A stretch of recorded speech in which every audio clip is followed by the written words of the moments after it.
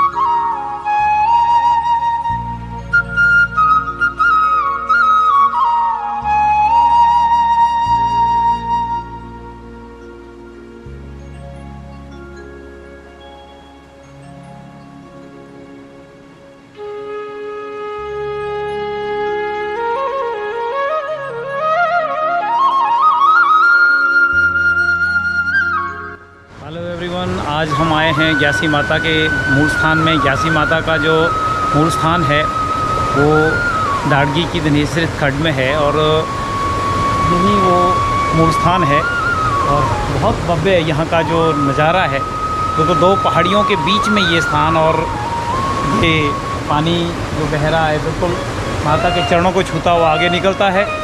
और यहाँ की बहुत महिमा है। यहाँ पे लोग बड़े दूर दूर से अपनी मन्नतें मानने के लिए आते हैं। और ये बहुत, जैसे हमारे तत्तापानी या जो पार शकरोड़ी या इस इलाके के जो लोग हैं उनकी कुलिष्ट भी है। और हम जो यहाँ के दाड़गी निवासी है, हमारी ये स्थान देवी भी कहेंगे। और यहाँ मान्यता है कि जब भी कभी पहली फसल आती है तो पहले माता के चढ़ाई जाती है, उसके बाद ही उसको प्रयोग किया जाता है। यहाँ पे खासकर जो गेहूं की फसल आती है उसका जो माता के चरणों में पहले उसकी भेंट दी जाती है, उसके बाद ही उसको हम यूज़ करते हैं।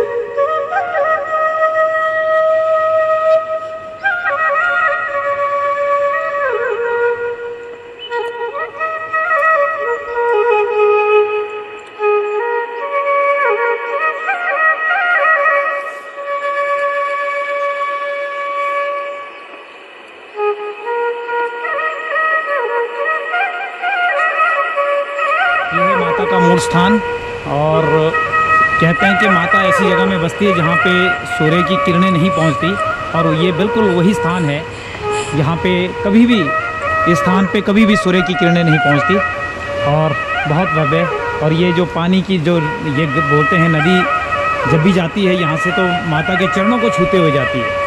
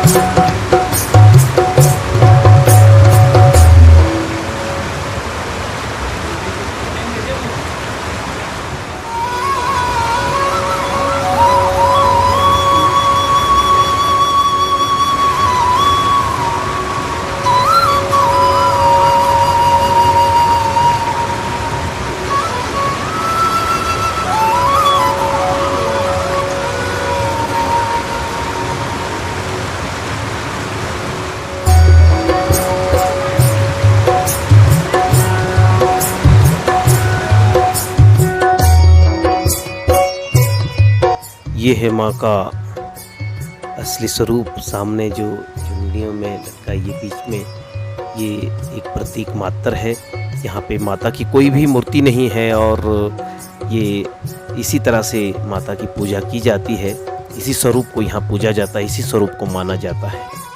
कहते हैं कि ये जो लटाएं आप देख रहे हैं, कभी इन लटाओं में दूध बहता था और आज जल के लगातार जी इससे बूंदें निकलती रहती है, जो बहुत शुद्ध माना जाता है।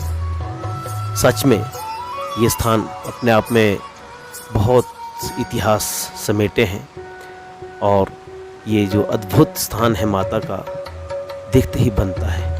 ये दो पहाड़ों के बीच का ये स्थान आप, और नीचे बहती हंसा नदी, हंसा खड्ड जिसको कहते हैं, और इसको मशहूर नाम धनेसर खड्ड के नाम से भी जाना जाता है, माँ के चरणों को छूते हुए आगे बढ़ती है।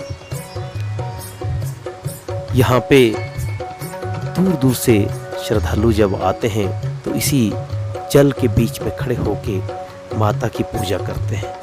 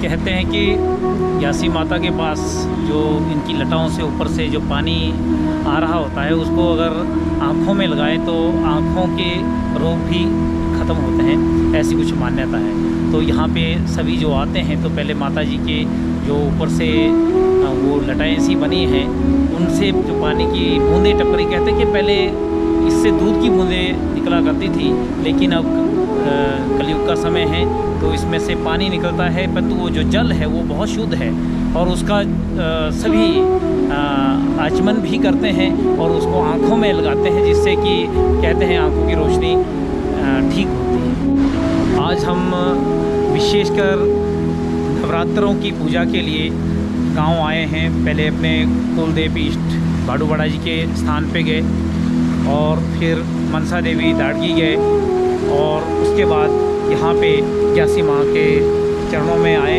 ये हर बार हमारा एक प्रयास रहता है कि माँ के चरणों में कम से कम 6 महीने में एक बार तो अपनी हाजिरी लगाएं। तो आप लोगों से भी निवेदन है कि ये हमारे एक सबसे बड़ा आशीर्वाद इन माँ का, इन देवी देवता का हमारे ऊपर रहता है।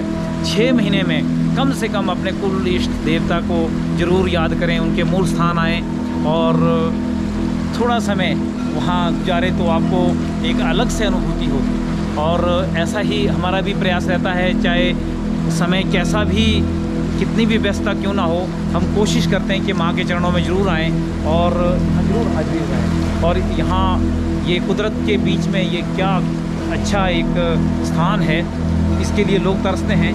तो आप लोग ज़रूर आएँ, ग्यासी माँ के चरणों में ज़रूर शीश नवाएँ।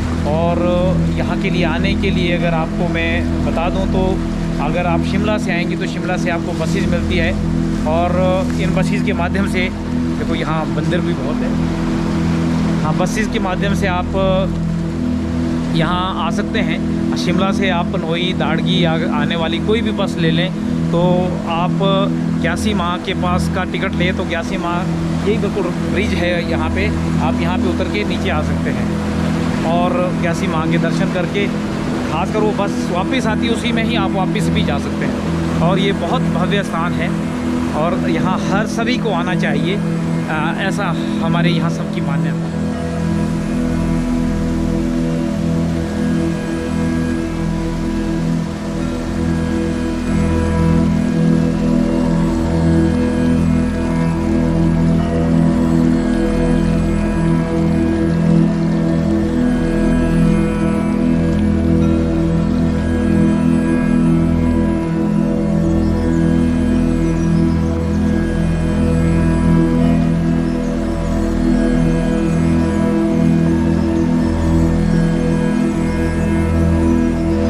अप्रैल के नवरात्रों में यहाँ पे मेला भी लगता है और यहाँ ग्यासी माता के जो कमेटी बनी है यहाँ पे रहेगा और जागरण का भी आयोजन करते हैं। तो आपको यदि समय लगे तो जो अप्रैल के जो नवरात्रे आते हैं उसमें ज़रूर शिरकत करें और यहाँ माता का प्रसाद ग्रहण करें। वैसे तो यहाँ पे आना आप कभी भी आ सकते हैं, हमेशा ये समय उपयुक्त रहता है। यहाँ ना ज़्यादा ठंड ना ज़्यादा गर्मी तो खैर होती है, लेकिन यहाँ हमेशा आने के लिए ये समय उपयुक्त है। तो कभी भी माता के दर्शन के लिए आप आएँ। बिल्कुल यहाँ कुछ भी बना के नहीं, कोई मंदिर नहीं है, ये माता का अपने आप चुना हुआ स्थान है। जो कुदरत ने जैसा बनाया वैसा स्थान है। तो आप ज़रूर आए, इसको एक्सप्लोर करना मेरा एक फ़र्ज़ नहीं है, ये तो माता के प्रति मेरी श्रद्धा है। और आप लोग भी यहाँ आए तो आपको ज़रूर शांति मिलेगी। यहाँ से ऊपर से आने के लिए ये पौड़ियाँ भी है, आप इन पौड़ियों का सहारा भी ले सकते हैं, या अगर आपको सीधे सीधे चलना है तो आप वहाँ से घूम के थोड़ा आगे से ये भी ट्रैक हमारा ऊपर सड़क की तरफ जाता है। तो जो आदमी पौड़ियाँ नहीं चढ़ सकते वो इस ट्रैक का सहारा ले सकते हैं और ऊपर मंदिर सड़क तक आने जाने के लिए इसको प्रयोग कर सकते हैं। जय ग्यासी माँ की जय।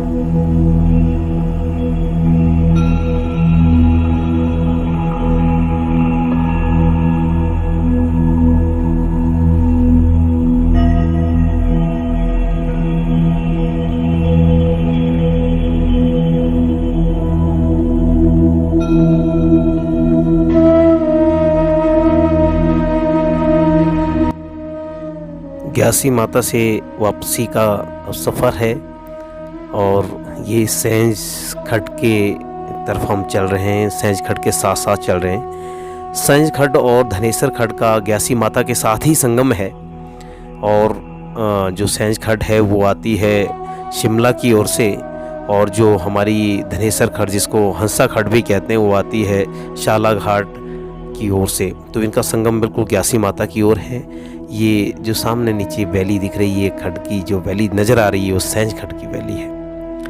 ये जो जंगल का रास्ता है, मनमोहक जंगल जो है, ये बड़ा शांत जंगल है और आप टहलते टहलते दाड़गी गांव में जब बाहर की तरफ निकलते हैं और नीचे इस ग्यासी माता के दर्शन के लिए आते हैं तो इसी जंगल से टहलते टहलते आप यहाँ पहुँच भी सकते हैं।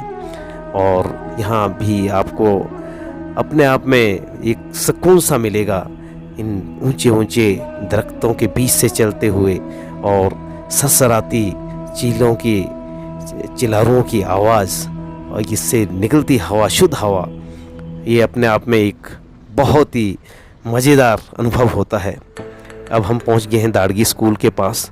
ये दाड़गी स्कूल का जो प्राइमरी सेक्शन है वो यहाँ से इनका गेट है, यहाँ पे गेट है, और इसी के साथ ऊपर सीनियर सेकेंडरी स्कूल का सेक्शन है। और यहाँ से हमारे जो राइट साइड में ये ग्राउंड है, ये जो स्कूल और गांव के बीच की दूरी है लगभग 500 मीटर की दूरी है। और एकांत में जो सीनियर सेकेंडरी स्कूल का जो एरिया है, ये सीनियर सेकेंडरी स्कूल है, बहुत ही सुंदर स्थान पे बसा है, बहुत ही मनमोहक जगह है। कोई भी 2 घड़ी आराम से बैठे तो अपने आप को एक अलग से शांत और एक अच्छी अनुभूति महसूस करते हैं। तो आज का सफ़र मेरा यही था। तो आपसे फिर से वही गुजारिश है कि आप हमारे चैनल के साथ बने रहें और चैनल को जरूर सब्सक्राइब करें और अपना प्यार देते रहें, अपने दोस्तों में शेयर करें और लाइक करें। और हमें आपके इसी रिवार्ड की हमेशा आस रहती है। तो धन्यवाद। फिर मिलते हैं अब नई कहानी, नए सफ़र और नई जगह में। तब तक आप अपना ख्याल रखें, खुश रहें, मस्त रहें, स्वस्थ रहें।